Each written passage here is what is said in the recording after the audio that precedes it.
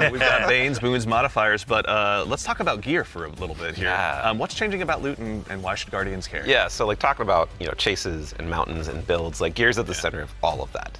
And we actually have two giant gear changes I'm gonna like put in two little buckets for us to talk about. The first one is Armor 3.0.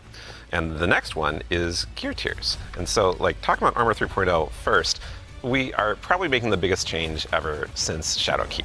It's huge. System. It's enormous. It's a huge change. Yeah, so like we're adding set bonuses, which is a long requested feature for all the new armor that you're going to be able to get at Edge of Fate launch, and we're redoing all the stats on armor.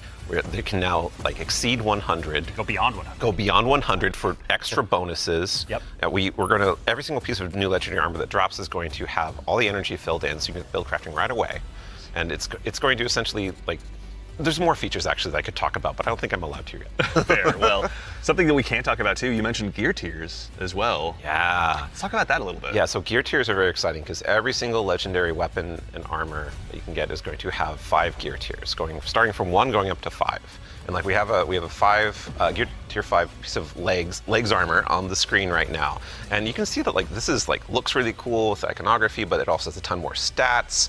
And oh look, what's that? Yeah, what's going on with the energy there? Yeah, the energy. Ben? Yeah, that energy says 11, and it's true. 11, yep. It's not a typo.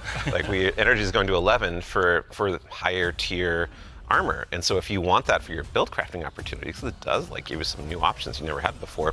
You're gonna have to challenge yourself to get more higher tier armor and keep on going to get yet more higher tier armor to get those options. Yeah, and this is also not something that's just relegated to armor, right? When it comes to weapons, they're obviously getting their own refresh as well. Yes, I mean, what's Destiny without chasing some?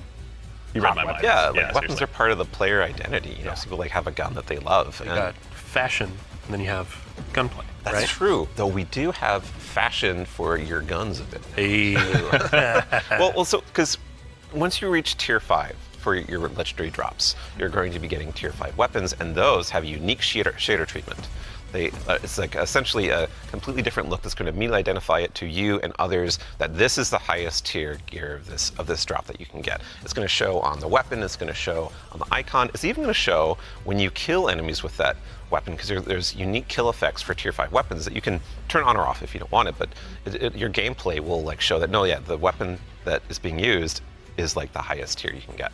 Yeah, Giver's Blessing, which I think we have on screen right now. This is one of the Kepler auto rifles, and I cannot put this thing down. Oh, it's so good. Yeah, when we're playing through the Edge of Fate right now, and what's really exciting about it for me is that like when you see that tier 5 drop, like you know immediately that's better than like a tier 3 or tier 4 weapon that you have, right? And I think that's when we talk about making Destiny easier to just jump in, find the fun, make it accessible, but also create more depth. Yeah. You know, this is what we're thinking about. It's like how can we just make immediate, like you understand, like okay, this is probably better than the thing I have right now, depending on what gear tier it is. Yeah.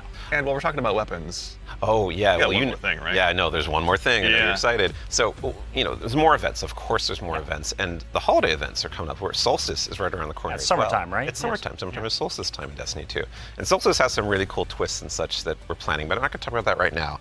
I want to show you all the new Holofoil treatment we have for Solstice weapons. So here we go. This is the Holofoil treatment for Solstice in 2025. It is so good. it's amazing every time I look at it. Yeah. It is an ocean, and gun. the line, yeah.